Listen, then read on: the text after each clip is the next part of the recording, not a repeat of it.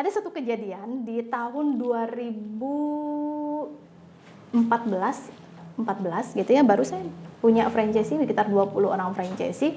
Itu tiba-tiba saya dapat email dari franchisee saya yang bertanda tangan di bawah ini. Itu semua franchisee ngumpul jadi satu, Mas Omar.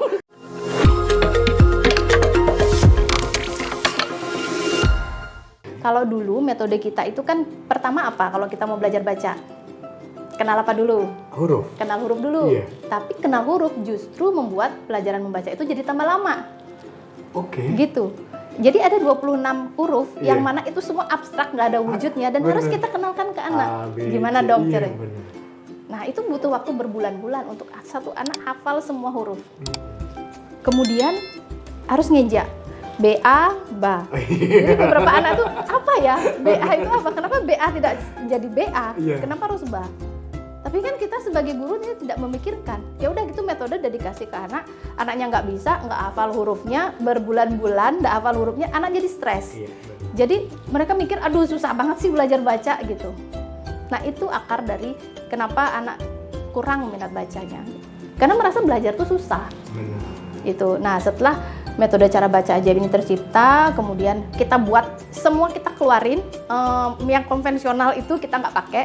Gitu, saya nggak pakai ya, uji coba nih sampai sampai jam 4 pagi Mas Omar waktu itu saya bikin tulis, tapi pas saya naik motor saya bilang jadi pikirannya tuh apa ya yang harus saya lakukan gitu ya. Jadi begitu, terus akhirnya ya saya menemukan, diuji cobakan ya terbukti lah 1 jam, dan itu yang saya syukuri ya Mas Omar. Kadang-kadang saya terharu juga ya mendengar anak-anak yang udah kelas 4 SD, kelas 5 SD, mereka tuh nggak bisa baca. Mereka mendapat dibully di sekolahnya dan lain-lain, sampai orang tuanya udah kayak stres gitu ya. Begitu dimasukkan ke Anemon, langsung mereka bisa baca meskipun satu kata gitu ya. Mereka, wow, saya udah bisa loh. Itu yang kita cari. Setelah dia merasa bisa, dia termotivasi lagi untuk mempelajari hal-hal yang lain. Iya, karena mereka merasa bangga yang tadinya tidak bisa sama sekali. Ternyata setelah ditunjukkan metode yang ada di Anemon, ternyata ada harapan buat mereka bahwa ya mereka bisa baca. Saya bisa loh. Abis itu mereka baca lagi sampai orang tuanya, kok anak saya sekarang suka baca buku ya? Kok suka baca modul-modul ya? Gitu. Itu yang bikin saya banyak masalah terselesaikan. Iya. Jadi apakah Anemon ini berawal dari sebuah kelas atau sebuah gedung sekolah, atau ternyata dari mana, Miss? Dari private, rumah ke rumah. Jadi Miss Ami yang private rumah ke rumah? Iya. Dan dari private ini dari rumah ke rumah, sekarang dari kota ke kota. Keren banget. Sobat DM, ini yang sangat membanggakan karena ternyata Miss Ami tidak hanya ekspansi di Bali saja, tapi juga sampai ke Nusantara, yaitu sampai di seluruh kota yang ada di Indonesia. Kita akan cari tahu bagaimana sih sebenarnya Miss Ami bisa mengembangkan Anemon ini sampai ke seluruh Indonesia. Kita cari tempat yang lain ya, Miss, jalan-jalan lagi. Boleh.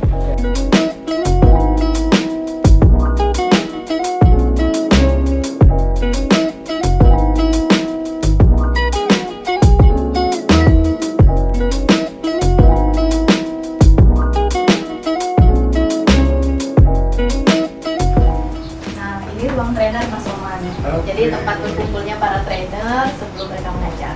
Halo Miss, selamat malam. Miss Ami, kalau tadi kan sudah cerita tuh ujian dalam keluarga seperti apa gitu, dan ternyata Miss Ami bisa melewati. Kita pengen tahu apakah Miss Ami juga pernah mengalami ujian dalam bisnisnya, Miss? Kalau bisnis tanpa ujian itu bukan bisnis ya kayaknya. Banyak sih. Ujiannya apa aja yang mungkin benar-benar sampai berpikir Miss Ami bahwa kok seperti ini banget gitu? Iya. Pertama waktu itu ada ujian apa ya? Tim. Di tim. Jadi waktu itu saya punya 3 outlet ya waktu itu. Kemudian ya sudah running seperti biasa, sudah rekrut franchisee juga. Nah tapi tiba-tiba di tahun 2015 itu 1 outlet semua gurunya berhenti. 1 outlet semuanya? Itu nggak ada kabar, nggak ada? Ada. Jadi mereka mengundurkan diri secara bersamaan. Oke. Seperti itu. Dan waktu itu siswanya lagi banyak-banyaknya. Nah itu buat kita berpikir juga nih gimana caranya solusinya. siswa sekitar 120-an waktu itu. Satu outlet sampai 120-an Iya, siswa. 120, kemudian gurunya sekitar 5 orang atau 6 orang Dan itu semuanya memutuskan untuk tiba-tiba resign. resign semua. Saya pikir ini nggak tahu loh penyebabnya apa. Kenapa gitu ya? Kenapa tiba-tiba? Oh ternyata setelah saya belajar gitu ya. Selalu kita tuh harus belajar gitu ya. Iya, Kenapa bener. kok terjadi seperti itu? Oh ternyata ada informal leader yang berpengaruh di sana. Akhirnya mereka memutuskan berhenti ya. Seperti apa nggak tahu komunikasinya. Akhirnya semuanya mau berhenti. Mau nggak mau kita harus berpikir kan gimana solusinya. Kalau masalahnya udah seperti itu, solusinya gimana? Akhirnya sudah menemukan solusinya. Guru-guru yang lain muridnya dicutikan dulu, diberhentikan dulu setengah bulan, yang dihandle oleh guru-guru dari cabang lain gitu. Akhirnya semua bisa terlewati dan itu saya syukuri. Kenapa? Karena saya udah mengalami itu. Kalau seandainya ada franchisee yang mengalami hal yang sama, ya kita udah punya caranya. Oke, Gitu. Jadi lebih cepat ya. iya, mentoring itu lebih enak bicara tentang pengalaman gitu. Iya benar. Itu kenapa praktisi selalu dipercaya karena sudah pernah mengalami hal-hal Iya. yang dari proses starting, Iya. ujian-ujian yang sangat berat, sehingga ketika ada masalah yang sama tinggal solusinya diberikan sesuai dengan pengalaman yang sudah dialami. Iya, Oke. gitu. Bicara tentang franchisee, Iya. udah berapa banyak punya franchisee ataupun akhirnya membuka cabang outlet di seluruh Indonesia, Miss? Kalau franchisee-nya sekitar 60 franchisee 60 dengan franchisee. 150-an cabang. Oh, jadi ada satu franchisee yang punya lebih dari satu outlet ya, Iya, Miss ya? banyak-banyak. Oke. Ada di mana aja, Miss, Anemone ini? Anemonnya ada di beberapa kota ya Mas Oman. Kalau yang paling jauh itu ada di Medan, di Surabaya, di Yogyakarta, di Banyuwangi, dan di Bali. Dan kenapa seorang Miss Ami akhirnya mengambil jalur franchise? Itu juga awalnya nggak nyangka juga kalau kita tuh Malah mau tanpa planning sebelumnya. Iya, sebenarnya franchise ini saya putuskan akhirnya saya ambil itu karena ada sesuatu kejadian gitu. Nah, kejadiannya tuh kayak gini. Kita tuh dulu punya outlet 3 Mas Oman di Nangka, di Gang Kelinci sama di Sulit. Iya. Itu semua di Denpasar. Iya. Nah, tapi siswa-siswanya tuh datangnya dari jauh-jauh gitu loh. Dari Bedugul, dari Kintamani, dari Karangasem. Itu datang belajar baca aja ke Anemone gitu. Terus saya berpikir gimana ya caranya supaya produk ini bisa nyampe ke daerah. Karena ternyata kok dibutuhkan gitu. Iya. Buktinya anak-anak sampai menempuh Rela perjalanan. datang, iya. Hanya untuk belajar baca. Padahal di tempat mereka mungkin sudah ada tempat membaca, tapi kenapa kok mereka masih mau ke Denpasar Iya. gitu. Terus saya berdoa waktu itu, gimana ya, aduh Tuhan, saya pengen sekali nih bantu anak-anak di daerah, tapi saya nggak mampu nih gitu. Saya mau tapi nggak mampu. Menarik gitu. Mau tapi nggak mampu gitu ya. Gitu. Tapi akhirnya tahun 2012 itu seolah-olah Tuhan menjawab pertanyaan saya dipertemukan dengan satu seminar yang namanya seminar franchise. Yang mengatakan bahwa kalau usaha itu sudah sukses, itu bisa diduplikasi dan dijalankan oleh orang lain, yang mana modalnya juga dari orang lain. Kemudian kita memberikan mentoring gitu loh, kita memberikan lisensi, kita memberikan bisnis modelnya, formatnya, terus kita mentoring jalan bisnisnya sampai mereka jalan, tapi mereka yang melakukan gitu. Oh ternyata jalan untuk saya bisa menyebarkan produk ini sampai ke daerah. Akhirnya saya mau franchise aja. Saya mau bantu lebih banyak lagi anak-anak di daerah gitu. Dan membuka bisnis franchise itu bukan hanya membantu menyebarkan produk kita ya, tapi membuka lapangan pekerjaan yang lebih besar gitu. Nah, kalau di Anemone itu ada 7 training yang diikuti oleh franchisee, kemudian timnya gitu ya. Ada yang namanya initial training, jadi di awal tuh mereka di training selama kurang lebih 30 hari sampai benar-benar siap untuk ditempatkan di cabang. Kemudian kita juga ada training, ongoing training seperti refreshment training, global training untuk guru-guru, BOOM namanya Business Owner Operator Mentoring, itu untuk para ownernya. Kemudian ada audit, ada supervisi gitu ya, yang terus-menerus kita lakukan sehingga kualitas yang kita memang inginkan tetap terstandar di cabang gitu. Jadi harus tetap menjalankan SOP-nya yang Iya. sudah disepakati dan juga sudah ditandatangani oleh Miss Ami dan juga tim yang Iya. ada di pusat gitu ya, Mi ya. Betul. Pandangan Miss Ami tentang sistem pendidikan masa kini seperti apa sih, Miss? Jadi kalau sekarang kita lihat di masa pandemi, kebanyakan kan karena kita itu concern ke kesehatan gitu ya, jadi banyak sekolah-sekolah atau kursus-kursus yang melakukan kursus secara online, secara daring gitu ya. Itu sih ada plus minusnya juga, Mas Oman. Jadi kalau misalkan kita kembali lagi ke esensi dari pendidikan itu, yang pertama produknya harus bagus, yang kedua cara penyampaiannya juga harus menyenangkan, kan seperti itu. Nah, penyampaian yang menyenangkan ini bisa dilakukan kalau ada bonding antara guru dengan siswa. Gitu. Dan apalagi anak-anak usia dini, yang namanya anak-anak usia dini, mereka masih harus mendapatkan touching energi ya dari gurunya, kemudian mereka harus benar-benar dituntun satu persatu untuk mempraktekkan apa yang dipelajari gitu ya. Jadi kalau misalkan kita berikan secara daring, nah itu tantangannya luar biasa gitu. Bagaimana tetap ada emosi di dalamnya gitu ya, Miss ya? Kita pernah mencoba untuk, karena permintaan orang tua juga, Miss bisa nggak sekolahnya online gitu, tapi setelah kita coba, pertama gangguan internet gitu, kita bilang ini namanya udah nggak kedengeran sama siswanya gitu. Terus kita mau belajar menulis tuh gimana? Harus ada pendampingan dari orang tua, yang mana orang tua belum tentu memiliki skill feel sebagai guru gitu. Nah itu tantangannya, jangan sampai terjadi muridnya didampingi oleh orang tua, sementara orang tua tidak paham dengan bagaimana cara mengajar gitu ya, malah hasilnya tidak seperti yang diinginkan. Ujian dalam bisnis ada mengenai tim, satu outlet gurunya resign semua. Sekarang saya pengen tahu, ada nggak ujian yang lebih berat lagi nih? Mungkin dengan franchising-nya mungkin, Miss, atau mungkin ada kisah yang benar-benar yang aduh ini jadi sesuatu pembelajaran yang menjadikan Anemone lebih dewasa, dan tentunya seorang Miss Ami pun akan belajar lebih lagi untuk bisa menjaga Anemone ini lebih baik lagi kualitasnya. Ada. Apa itu, Miss? Kayaknya menarik nih kayaknya nih. Udah bicara masalah nih kayaknya. Ya.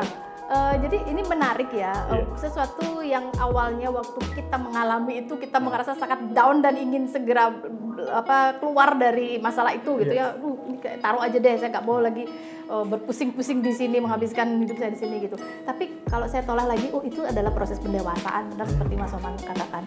Dulu waktu pertama-pertama yang namanya kita baru launching franchise, itu kan franchise-nya baru sedikit, Mas Oman. Cuman ada satu kejadian di tahun 2014 gitu ya, baru saya punya franchisee sekitar 20 orang franchisee. Itu tiba-tiba saya dapat email dari franchisee saya yang bertanda tangan di bawah ini. Itu semua franchisee ngumpul jadi satu, Mas Om. Jadi nggak cuma satu franchisee aja, tapi mereka berkumpul untuk menandatangani petisi gitu ya. Saya nggak tahu nih penyebabnya apa. Nah, saya mau modul-modulnya dianterin, royalti ditiadakan, training guru gratis, semua tuh tuntutan seperti itu. Hah? Saya buka emailnya, saya tenangin diri, ini bener nggak sih yang saya baca? Ternyata bener, mereka kumpul. Nah, selidik punya selidik, akhirnya saya cari tahu kan, ini akar permasalahan di mana sih? Kok tiba-tiba bisa nggak ada hujan, nggak ada angin gitu ya? Terus mereka bisa ngajuin seperti itu. Nah, saya datangin tuh satu-satu franchisee-nya. Saya disuruh datang, mereka kumpul, saya nggak mau. Saya datangin satu-satu. Ini siapa nih sebenarnya yang punya ini gitu, punya idenya. Oh ternyata mereka cuma kumpul-kumpul gitu. Semakin lama makin ada yang memprovokasi dan lain sebagainya. Akhirnya keluarlah tuntutan itu. Dan ternyata banyak dari franchisee yang ikut waktu itu tidak tahu tentang apa yang ditulis. Gitu. Jadi mereka hanya terseret dengan keadaan satu orang yang memang punya kebiasaan seperti itu. Nah, saya datengin satu-satu. Kamu mau tetap di Anemone atau keluar? Saya cuma kasih 2 pilihan aja. Kalau mau di Anemone ikut aturan, kalau enggak keluar bikin bisnis kamu sendiri. Itu benar-benar saya tanyakan satu persatu ke mereka. Saya keliling satu persatu. Akhirnya saya nggak tahu kok bisa seperti ini kejadiannya gitu. Akhirnya ya tidak ada satupun yang dari mereka ini yang keluar, karena mereka kalau memang mau di Anemone ikut aturan, saya bilang gitu. Terus ya orang-orang itu yang menjadi akar dari permasalahan itu akhirnya sekarang sudah tidak di Anemone lagi. Gitu. Oke. Jadi seru banget ya, dari satu orang memprovokasi satu guru yang akhirnya semuanya resign. Ternyata dari franchisee pun ada juga yang memprovokasi sehingga yang lainnya juga ikut-ikutan untuk menuntut. Padahal sebenarnya mereka tidak tahu menang. Nggak ada masalah sebenarnya, sehingga dibuatlah masalah yang notabene-nya Miss Ami harus langsung turun ke lapangan untuk mencari tahu siapa sih sebenarnya yang memiliki inisiatif, ide awal untuk melakukan hal tersebut. Hal itu akhirnya menyebabkan kita mempunyai satu selection proses untuk para franchisee gitu. Jadi harus direkrut, harus lulus gitu ya. Prinsipnya adalah lambat merekrut, cepat memecat. Gitu. Kayak apa itu? Gini. kalau kita mau orang yang ada di dalam organisasi kita memang benar-benar orang yang memang punya value kita, bisa ikut budaya kita, bisa satu visi sama kita harus saring nih orang yang mau masuk. Biarpun orangnya punya uang banyak, punya kepandaian dalam berbisnis, tapi kalau tidak punya integritas misalkan dan tidak sesuai dengan value kita, ya berarti mereka nggak bisa masuk ke kita gitu. Kadang-kadang orang bilang gini, sombong banget sih Anemon pakai direkrut aja nih franchisee, padahal kalau orang punya uang kan bisa punya bisnis. Ya, tapi itu istilahnya besar tapi nggak ada pondasinya kayak gitu. Jadi benar-benar selektif banget ya Miss ya. Selektif banget. Dan bahkan kita tahun 2020 akhir kemarin kita memecat para franchisee sekitar 15 outlet yang memang udah nggak sesuai dengan budaya kita. Wah, keren banget. Jadi benar-benar diterapkan sesuai dengan apa yang sudah disepakati gitu ya Miss. Ini menarik banget dan tentunya Anemon akhirnya bisa berkontribusi positif untuk anak-anak muda, tapi ternyata nggak cuma anak-anak kecil tapi juga untuk orang yang dewasa yang mau belajar baca. Betul. Bagus betul. banget itu Miss.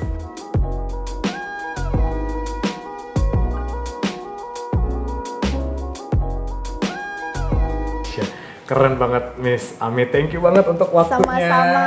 Semoga nanti siapapun yang menonton ini bisa menjadi inspirasi dan tentunya bergerak aktif, cepat dan juga bisa responsif seperti Miss Ami. Miss Ami terakhir untuk kita para sobat DM, kira-kira ada pesan nggak buat kita semua dari Miss Ami? Oke. Sobat DM, itu tadi kita sudah menyaksikan bahwa bagaimana sosok Miss Ami yang sudah mendirikan Anemon sampai akhirnya bisa membuka cabang yang sangat luar biasa di tahun 2007 sampai di 2021, 14 tahun perjalanan Anemon, dan tentunya ini menjadi pembelajaran ilmu buat kita yang tentunya ingin membuka usaha ataupun ingin berkontribusi di dunia pendidikan. Tapi jangan lupa untuk subscribe channel kita di Dapat Media dan juga klik tombol loncengnya agar mendapatkan notifikasi terbaru, video-video terbaru dari Dapat Media. Kepoin juga Instagram kita di @dapatmedia. Bisnis itu seperti pohon. Banyak orang ingin membangun bisnis yang besar dengan cabang yang banyak, buah yang lebat, dan pohon yang rindang. Tetapi ada satu hal yang benar-benar harus diingat, yaitu akar dari pohon itu. Apa hal terpenting di dalam sebuah bisnis? Hal terpenting di dalam sebuah bisnis adalah bisnis owner-nya. Kuatkan dulu akarnya, maka akar ini akan bisa mengalirkan banyak makanan kepada pohon sehingga bisa menghasilkan buah yang lebat, pohon yang rindang dan bermanfaat untuk banyak orang. Karena kita membangun bisnis, kita bukan hanya mengabulkan impian kita, tetapi juga mengabulkan impian banyak orang.